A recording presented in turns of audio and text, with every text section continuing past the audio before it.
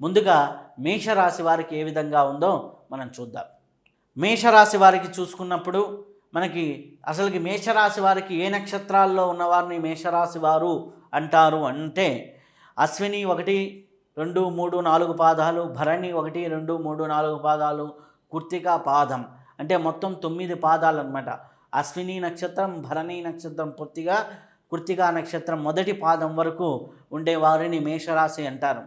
మేషరాశి వారికి ఆదాయ వ్యయాలు ఏ విధంగా ఉన్నాయి అన్నట్లయితే మేషరాశి వారికి ఆదాయం 11, వ్యయం 5, అలాగే రాజ్యపూజ్యం 2, అవమానం 4.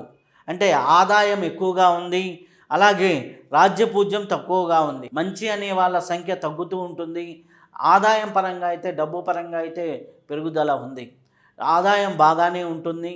అలాగే కొద్దిగా మంచి చెడుల విషయాల్లో కొద్దిగా మాట పడాల్సి వస్తూ ఉంటుంది. ఇది ఆదాయ వ్యయాల గురించి. అలాగే వీరి గ్రహ ప్రభావం ఏ విధంగా ఉంది, మేషరాశి వారి గ్రహ ప్రభావం ఏ విధంగా ఉంది అంటే మేషరాశి వారికి 3వ ఇంట్లో గురు సంచారం ఉంది. ఆ తదనంతరం 4వ ఇంట్లోకి ఈ యొక్క జూన్ నుంచి 4వ ఇంట్లో కర్కాటకంలోకి గ్రహ సంచారం, గురువు సంచారంలోకి వస్తాడు. అలాగే సింహంలో ఈ యొక్క 5వ స్థానంలో ఈ యొక్క కేతు సంచారము, 11వ స్థానంలో రాహు సంచారం ఉన్నాడు. అలాగే చూసుకున్నట్లయితే వ్యయస్థానంలో శని భగవానుడు సంచారం వల్ల వీరికి అధిక ఖర్చులు అవుతూ ఉంటాయి, లేనిపోని ఇబ్బందులు కలుగుతూ ఉంటాయి. అలాగే వీరికి చూసుకున్నట్లయితే మానసిక ఒత్తిడి కలుగుతూ ఉంటుంది. కానీ విదేశీయ ప్రయాణాలు చూసుకునే వారికి, విదేశాల్లో ఉండాలనుకున్న వారికి చాలా వరకు మేలైన ఫలితాలు కలుగుతూ ఉంటాయి. అలాగే ముఖ్యంగా మనం చూసినట్లయితే బృహస్పతి వల్ల మొదటి 3 నెలలు కొద్దిగా ఇబ్బంది ఉన్నప్పటికీ తర్వాత 4వ స్థానంలోకి వచ్చిన తర్వాత కొద్దిగా పరిస్థితులు కొద్దిగా అనుకూలించేదానికి అవకాశం ఎక్కువగా ఉంది. ఆ తర్వాత వీరికి డిసెంబర్ వరకు రాహుకేతువులు కూడా ఇబ్బంది పెడుతూ అధిక ఖర్చులు ఉన్నప్పటికీ కొద్దిగా ఈ యొక్క రాహుకేతువుల సంచారం మారిన తర్వాత కొద్దిగా లాభదాయకంగానే ఉంటుంది. ఒక రకంగా చూస్తే ఆర్థికంగా లాభదాయకంగా కనిపిస్తుంది. ఈ యొక్క సంవత్సరం మంచి చెడుల మిశ్రమంగా ఉంటుంది. సహనంతో, క్రమశిక్షణతో మీరు ముందుకు వెళ్తూ ఉంటే చాలా సత్ఫలితాలు పొందుతారు. జూన్ తర్వాత కొద్దిగా జీవితంలో ఎదుగుదల అనేది బాగా కనిపిస్తూ ఉంది. అయితే మేషరాశిలో ఉన్నటువంటి ఉద్యోగస్తులకు ఏ విధంగా ఉంటుంది, ఉద్యోగ రంగంలో ఉన్న వారికి ఏ విధంగా ఉంటుంది అన్నప్పుడు వారికి మంచిగా ప్రమోషన్స్ లభిస్తాయి, జీతం పెరుగుదల కనిపిస్తూ ఉంది. విదేశీ ఉద్యోగాలకి మంచి అవకాశాలు లభిస్తూ ఉన్నాయి. అలాగే ఎవరైనా నిరుద్యోగులు ఉంటే వారు ప్రయత్నం చేస్తూ ఉంటే ఉద్యోగ అవకాశాలు జూన్ నుంచి బాగా కనిపిస్తూ ఉన్నాయి. కాబట్టి ఉద్యోగస్తులకి ఒక మంచి అవకాశంగానే ఈ జూన్ నుంచి బాగా ఉంది 2026 అని చెప్పొచ్చు. నిరుద్యోగులకు కూడా ఉద్యోగ అవకాశాలు పెరిగేదానికి ఆస్కారం ఎక్కువగా కనిపిస్తుంది. అయితే మేషరాశిలో ఉన్నటువంటి వ్యాపారస్తులకు ఏ విధంగా ఉంది అని చూసినప్పుడు మొదటి భాగం ఏప్రిల్, మే, మార్చి, ఏప్రిల్, మే ఈ 3 నెలలు మనం చూసుకున్నట్లయితే కొద్దిగా కష్టతరంగానే ఉంటుంది. రెండో భాగం జూన్ నుంచి మనం చూసుకున్నట్లయితే మనకి రియల్ ఎస్టేట్ రంగంలో బాగా పుంజుకుంటుంది. అలాగే నిర్మాణ రంగం కూడా బాగా పుంజుకుంటుంది. అలాగే భూముల పైన వ్యాపారం చేసే వాళ్ళకి మంచిగా ఉంటుంది. కొత్త కొత్త ప్రాజెక్టులు, కొత్త కొత్త అవకాశాలు కూడా బాగా పెరుగుతూ ఉంటాయి.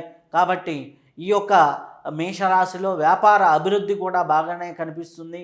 కాకపోతే ట్రాన్సాక్షన్ చేసేటప్పుడు ఈ యొక్క ట్రాన్సాక్షన్స్ చేసుకునేటప్పుడు కొద్దిగా జాగ్రత్తగా వహిస్తూ ముందుకు వెళ్తుంటే వ్యాపార అభివృద్ధి అవకాశాలు ఎక్కువగా కనిపిస్తున్నాయి. ఈ యొక్క మార్చి, ఏప్రిల్, మే చూసినట్లయితే ఇప్పుడు ఎగ్జామ్స్ ఎవరైతే రాస్తున్నారో వారికి కొద్దిగా జ్ఞాపక శక్తి వాళ్ళు అనుకున్న దానికంటే కొద్దిగా పర్ఫార్మెన్స్లో తక్కువ చేసేదానికి అవకాశం ఎక్కువగా ఉంది. ఎందుకంటే గురువు అనుకూలత అనేది తక్కువగా ఉంది. అలాగే జూన్ తర్వాత ఎవరైతే పోటీ పరీక్షల్లోనూ అలాగే ఉన్నతమైనటువంటి ఉద్యోగ పరీక్షలు రాసేవారికి వీరందరికీ గురువు అనుకూలత వల్ల చాలా మంచి ఫలితాలు రావడం అనేది జరుగుతూ ఉంటుంది. కొద్దిగా వీరికి బద్ధకం అనేది ఉంటుంది. బద్ధకంతో రేపు చదువుదాం, ఎల్లుండి చదువుదామనే వాయిదాలు వేస్తూ ఉంటారు. అది మానుకొని బాగా చదువుతూ కొద్దిగా జ్ఞాపక శక్తి కోసం ప్రాణాయామాలు, యోగా లాంటివి ప్రాక్టీస్ చేస్తూ ఉంటే చాలా బాగుంటుంది. విద్యార్థులకు కూడా జూన్ నుంచి చాలా సత్ఫలితాలు కనిపిస్తూ ఉన్నాయి. అలాగే మేషరాశి వారి ఆర్థిక పరిస్థితి ఏ విధంగా ఉంది అంటే ఆదాయం బాగానే ఉంటుంది, అనవసరమైన ఖర్చులు కూడా బాగా కనిపిస్తూ ఉన్నాయి. ఖర్చుల్ని బ్యాలెన్స్ చేసుకుంటూ ఉంటే మేషరాశి వారికి ఆర్థిక అభివృద్ధి అనేది బాగానే ఉంటుంది.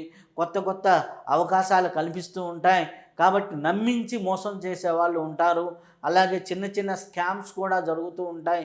కాబట్టి ఆ విషయాల్లో జాగ్రత్తగా ఉండి ఆర్థికంగా మేషరాశి వారు అభివృద్ధి చెందే అవకాశాలు కనిపిస్తూ ఉన్నాయి. కాబట్టి ఆ అవకాశాలని సద్వినియోగపరుచుకుంటే క్రమశిక్షణతో చాలా బాగుంటుంది.